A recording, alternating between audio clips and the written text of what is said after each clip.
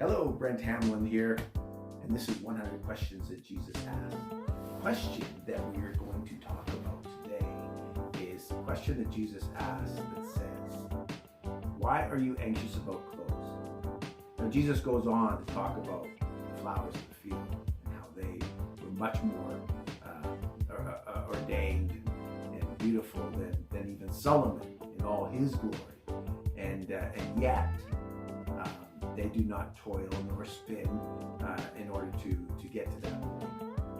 And he makes a great point here. It's like we worry about the wrong things.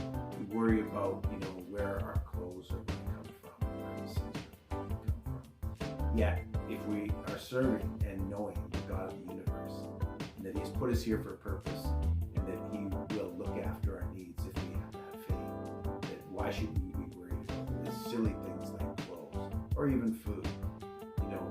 Many times when the disciples were with Jesus, they would bring up things like, well, what are we going to eat? Those sorts of things.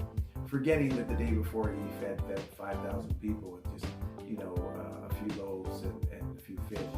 And it seemed like so quickly they could forget that God is able to easily supply our needs. So, many times we get overly anxious about the wrong things. And it's not just clothes, it's many other things that we get anxious about.